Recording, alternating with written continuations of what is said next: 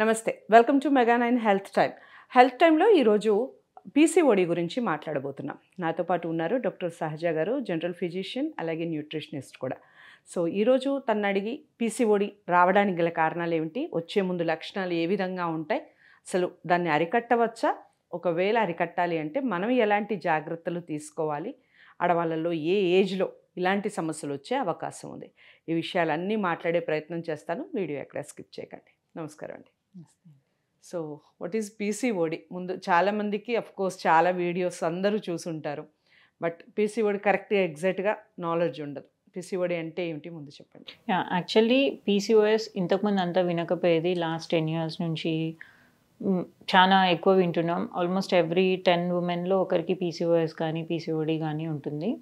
It's more like hormonal imbalance, not just ఒకటే.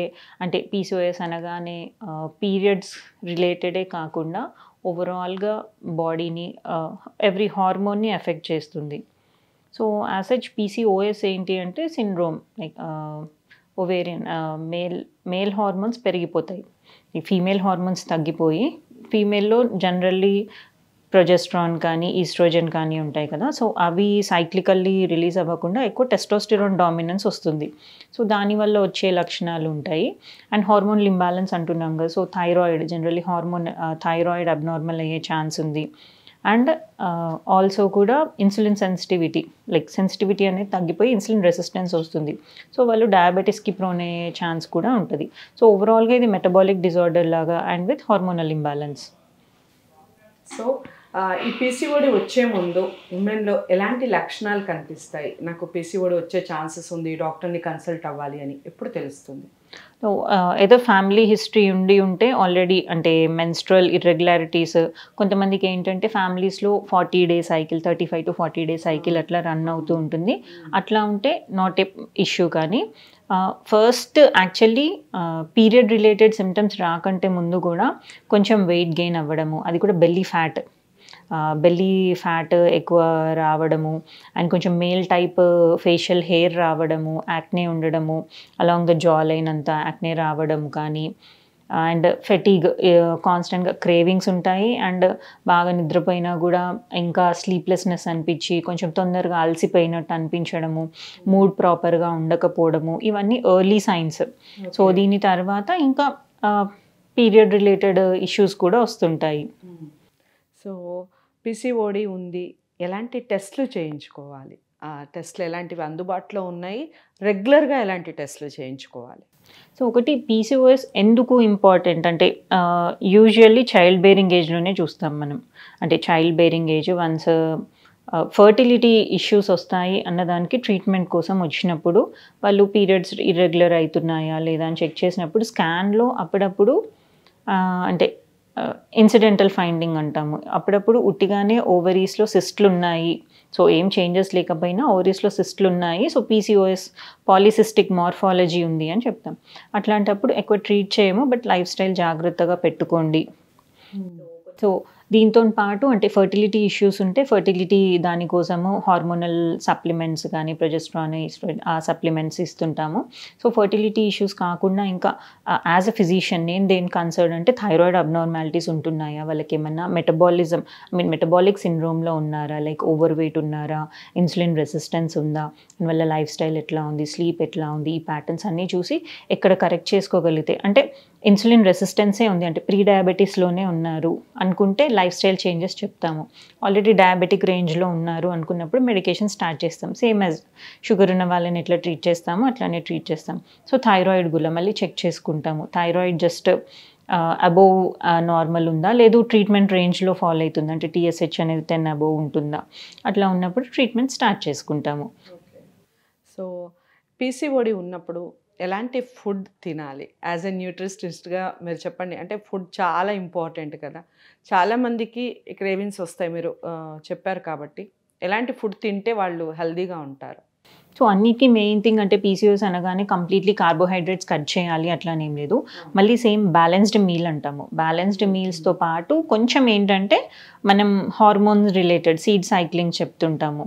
So seeds, pumpkin seeds, sunflower seeds, so నువ్వులు, ఇవి కొద్దిగా ఎక్కువ ఇంక్లూడ్ చేసుకుంటూ ఉండాలి. అండ్ ఫ్యాట్స్ అంటే good fats, omega 3 rich fatty acids like ఫిష్లో అయినా, ఫ్లాక్స్ సీడ్స్ ఇట్లాంటివి కొంచెం good fats, nuts and seeds ఇవి ఎక్కువ ఇంక్లూడ్ చేసుకోవాలి. ప్రోటీన్ ఇంక్లూడ్ చేసుకోవాలి. కంప్లీట్ సింపుల్ కార్బోహైడ్రేట్స్ అవాయిడ్ చేయాలి. సో దేంట్లో అయినా జంక్, ప్రాసెస్డ్ ఫుడ్ కానీ, junk food, deep fried items ఇట్లాంటివన్నీ కొంచెం అవాయిడ్ చేస్తే బెటర్. కంప్లీట్లీ అవాయిడ్ చేస్తే ఇంకా బెస్ట్. సో ఎప్పుడైనా ఫ్రెష్ లోకల్ వాటి కోసం బ్యాలెన్స్డ్ మీల్స్ అనేది ఎప్పటికైనా ఇంపార్టెంట్. ఈ పీసీఓడి ఉన్నప్పుడు మామూలుగా ఫ్యామిలీలో వాళ్ళకి ఎలాంటి సపోర్ట్ కావాలి? చాలామంది ఫ్యామిలీలో పట్టించుకోరు. అట్ ద సేమ్ టైం ఏంటి అంటే ఒక 40 days 45 days వాళ్ళకి పీరియడ్స్ రావట్లేదు అంటే చాలా నెగ్లెక్ట్ చేస్తారు. అదే వస్తుందిలే అని.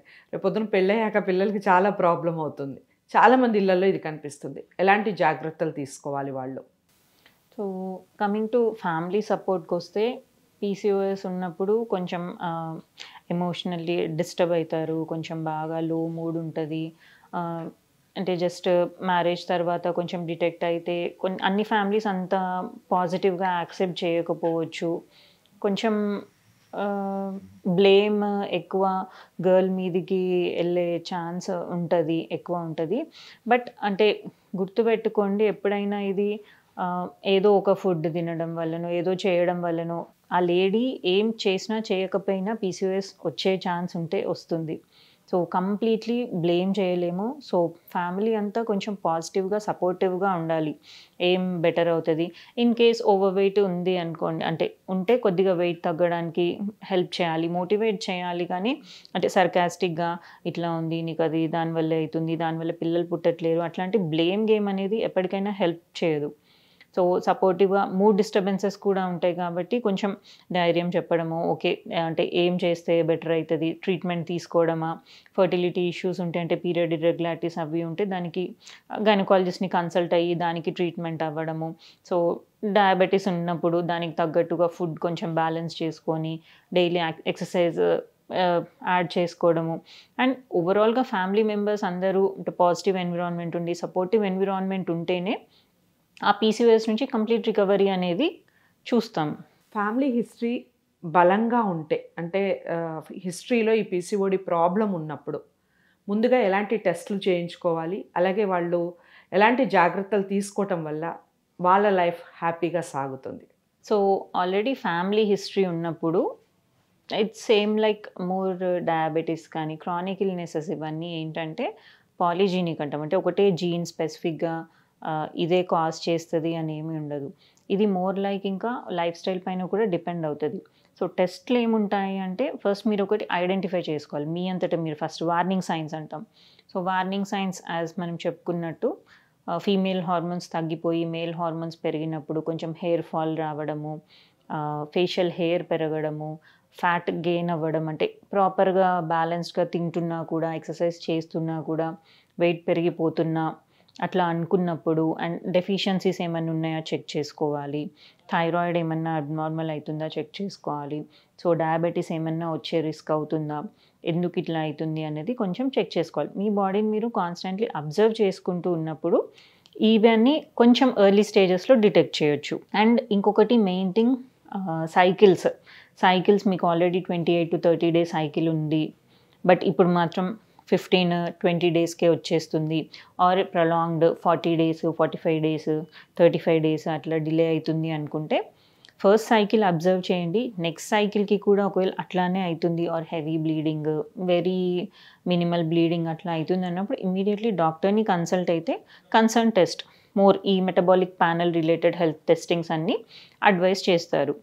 సో కేర్ఫుల్గా ఉండాలి. అంటే ఫ్యామిలీ హిస్టరీ ఉన్నప్పుడు ఎట్లాంటి కేర్ అంటే ప్రాపర్ వెయిట్ మెయింటైన్ చేసుకోగలగాలి, అంటే విత్ ఇన్ డిజైర్డ్ రేంజ్ ఉండాలి. మరీ లీన్గా కంప్లీట్లీ రిస్ట్రిక్టెడ్ ఈటింగ్ చేసుకుంటూ వెయిట్ తగ్గాలి అని న్యూట్రిషియస్ ఫుడ్ తీసుకోకుండా అల్ట్రా ప్రాసెస్డ్ ఫుడ్స్ అవన్నీ తీసుకోవద్దు. అండ్ ఫిజికల్ యాక్టివిటీ అనేది ఉండేటట్టు చూసుకోవాలి. మెంటల్లీ కూడా స్ట్రాంగ్ ఉండాలి. డైలీ స్ట్రెస్ మేనేజ్మెంట్ కూడా very important. Sleep 7 to 8 hours is completely mandatory. So me habits అనేవి, మీ లైఫ్ స్టైల్ ఎట్లా ఉంది అనేది చూసుకోవాలి. పొల్యూషన్ ఇవి అన్నీ కొంచెం ఉంటాయి, అవాయిడ్ చేస్తే బెటర్. ఫ్యామిలీ హిస్టరీ ఉన్నప్పుడు ఏంటంటే ఇవన్నీ కొంచెం అవాయిడ్ చేసిందనుకోండి వచ్చే ఛాన్స్ కొద్దిగా తగ్గుతుంది. కొన్ని మన చేతుల్లో ఉండవు, లైక్ బయట పొల్యూషన్ కానీ, ఎన్విరాన్మెంటల్ చేంజెస్ కానీ, కొన్ని ప్రోడక్ట్స్లో లైక్ మనం ఫుడ్ తీసుకున్న వాటిల్లో కొంచెం ఏమన్నా యాడెడ్ పెస్టిసైడ్స్ అవన్నీ మన చేతుల్లో లేవు.